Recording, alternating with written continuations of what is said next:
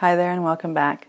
So this will be our first video, and one that I feel is very important to acknowledge. This happens, I believe, with absolutely everyone. I don't know a single person who's gone through a child bereavement process who has not experienced this.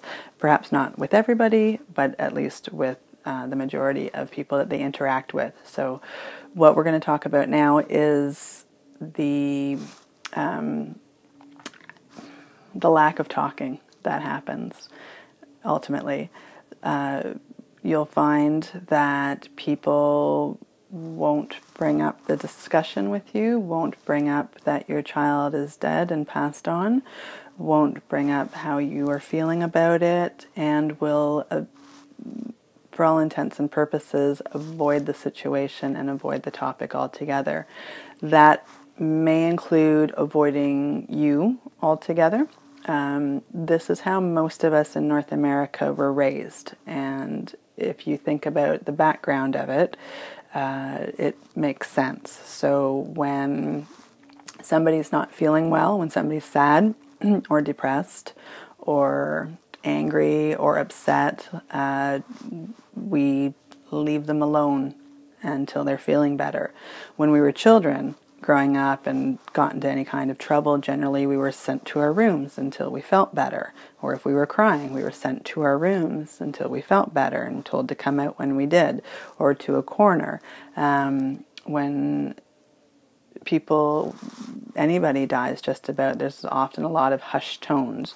In some cultures there's more celebration, but in many cultures there's hushed tones and people are very demure and they don't want to talk about it.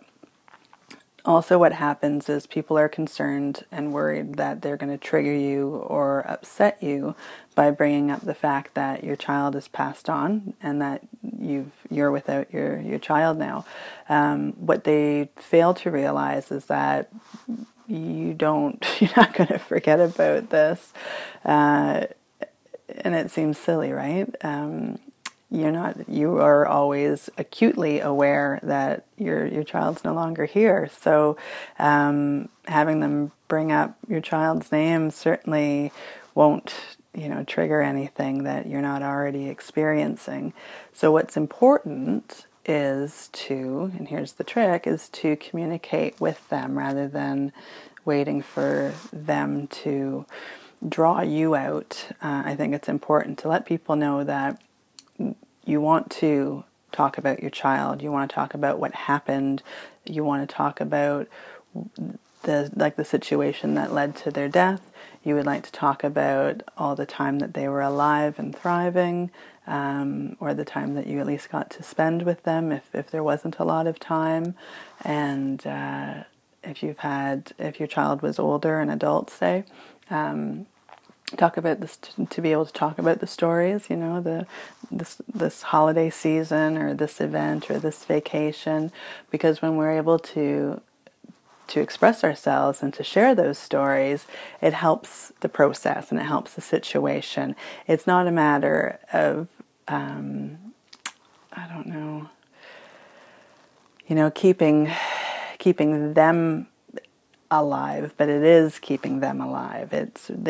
Just because they cease to exist with us in this time and in this place doesn't mean that they cease to exist. We still have a relationship with our children. Your child's not here, but it doesn't end the relationship.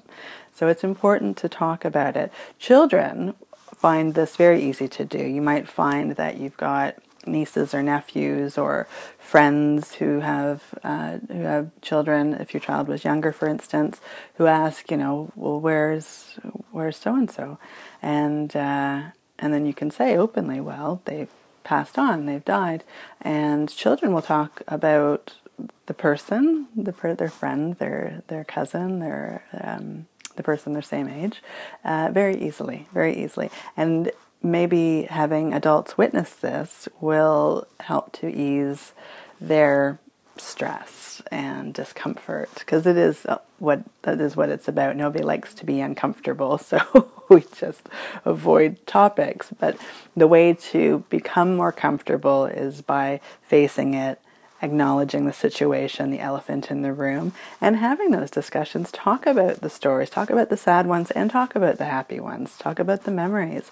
And so when you experience this, and you will if you haven't, where people won't want to talk about it, don't bring it up, and avoid eye contact or these types of things, then you bring it up. You bring it up. It does us no service at all to suffer in silence and to get more upset with these people who I think ultimately think that they're supporting us, supporting you, by trying to just travel through this part of life. Maybe it's a dinner, trying to get through dinner without bringing it up, in hopes that you can maybe just have a nice dinner and not think about it. But they don't realize that you're thinking about it all the time, and that it's not going away, and there's no end to it. It gets moved around to different parts of the brain.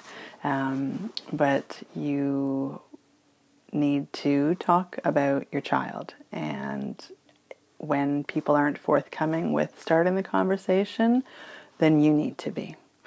And if you come across people in your life who, even when you start the conversation, are not comfortable with it, I think it's also our responsibility to respect their choice, that it's beyond their comfort level. And not everybody is going to be able to have those conversations. So I hope this serves you. I hope this helps you to anticipate your situation when you find yourself limited in discussions and conversation that way. And it will help you prepare for starting a conversation, or knowing that you can talk more easily with children often, and that if occasionally people, even if you're starting the conversation, don't want to have it, then we also need to respect that as well. So again, I hope this serves you, and I will see you in the next video. Hi there, I hope this video has served you in some way. I hope you were able to gain something from it, a morsel of information that makes your journey easier and a little smoother, helps you understand what you're going through and what the people around you, what they're experiencing, and why they may be reacting a certain way or not reacting a certain way. So please, I'd love if you would like this video and subscribe to the station, to this channel. Please join us on Facebook, and by all means comment down below, and visit the website. Come see what else it's all about, and if you'd like, we can get you hooked up with a copy of Honor Your Loss, Honor Your Life. And I also do online and video counseling and coaching, and there's programs that you can take as well. So explore away. If in any way I can help you through your journey, making it a little easier and smoother, I would love to. So please join up in any way that you can, and let's see if we can get you through to the other side of grief a little more smoothly and with a little more grace.